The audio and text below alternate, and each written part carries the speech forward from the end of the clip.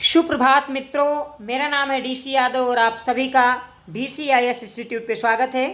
29 अगस्त 2024 का current affairs पढ़ेंगे हम, जो हमारे एग्जाम IAS, PCS, SSC के लिए महत्वपूर्ण हैं। जुड़िए हमारे साथ, सब्सक्राइब कीजिए DCIS को और अपनी तैयारी को एक नया आकार दीजिए। बढ़ते हैं आज के अपने पहले सवाल की ओर।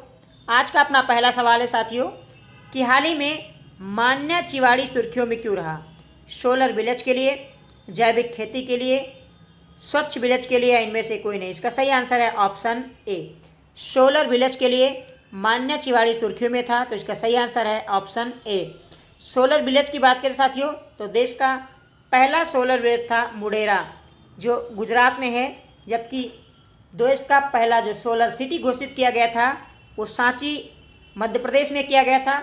यहाँ पर आपको सांची का स्तूप मिलेगा और मुडेरा में साथियों एक सूर्य मंदिर मिलेगा, जिसे हम मुडेरा सूर्य मंदिर के नाम से जानते हैं। और देश का पहला सौर ऊर्जा से संचालित होने वाला जो रेलवे स्टेशन है वो गुवाहाटी है, जबकि देश का पहला हवाई अड्डा जो है सौर ऊर्जा से संचालित होने वाला वो कोचीन है। ये भारत का ही नहीं, पूरी दुनिया का पहला एयरपोर्ट था जो सौर ऊर्जा से संचालित हुआ। बात सौर ऊर्जा के एक महत्वपूर्ण गठबंधन की करें तो अंतर्राष्ट्रीय सौर गठबंधन, जिसकी स्थापना 30 नवंबर 2015 को फ्रांस और भारत ने मिलकर की थी पेरिस जलवायु सम्मेलन में। साथियों इसका हेडक्वार्टर आपको मिलेगा गुरुग्राम भारत में, और इसके जो महानिदेशक हैं वो हैं अजय माथुर, और सबसे लेटेस्ट जो सदस्य है इसका वो है पैराग्वे, जो 100वां सदस्य है, जो अभी हाल ही में अंतर्राष्ट्रीय सौर गठबंधन में शामिल हुआ है।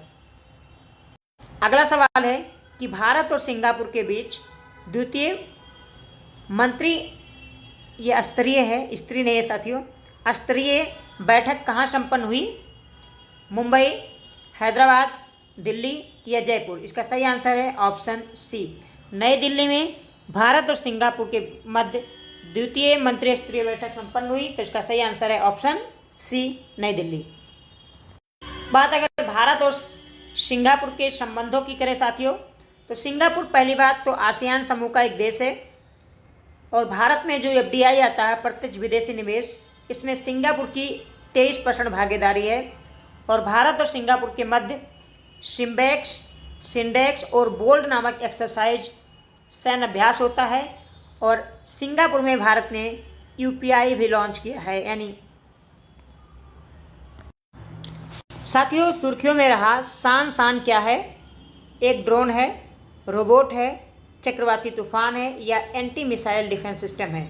इसका सही आंसर है ऑप्शन सी, जापान में शान नामक एक चक्रवाती तूफान आया, इसलिए सुर्खियों में था, तो इसका सही आंसर है ऑप्शन सी।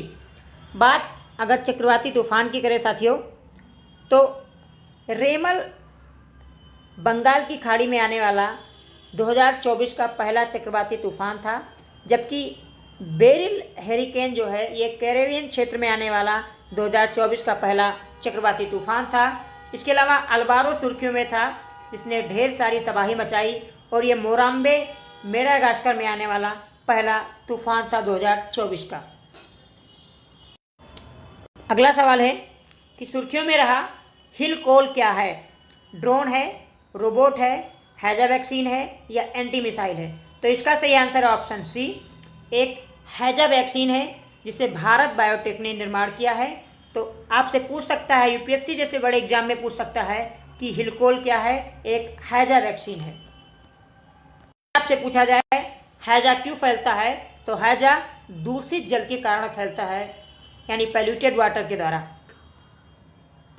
अगला सवाल है साथियों, और आज का आखिरी सवाल है कि NSG यानी नेशनल सिक्योरिटी गार्ड का नया महानिदेशक डायरेक्टर जनरल किसे नियुक्त किया गया है? सतीश कुमार, अजय बंगा, B श्रीनिवासन या गीता गोपीनाथ? इसका सही आंसर है option C, Shri B Srinivasan को NSG का नया डायरेक्टर जनरल अपॉइंट किया गया है।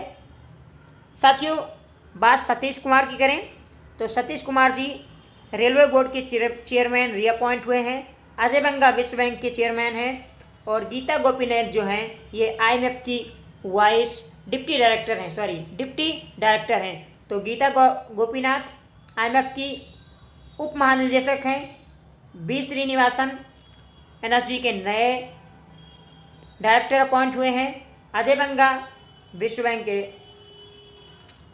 उपाध्यक्ष हैं और सतीश कुमार रेलवे बोर्ड के चेयरमैन घोषित किए गए हैं, नियुक्त किए गए हैं। आज के महत्वपूर्ण करंट अफेयर्स आपको कैसा लगा आप जरूर बताइएगा। अपनी शिकायत और सुझाव देना ना भूलें। सेशन पसंद आया तो लाइक कर दीजिए। अगर सब्सक्राइब नहीं किए हैं DCIS को तो प्लीज़ सब्सक्राइब कर दीजिए। आप सभी हमारे साथ जुड़े इसके लिए बहुत बहुत धन्यवाद।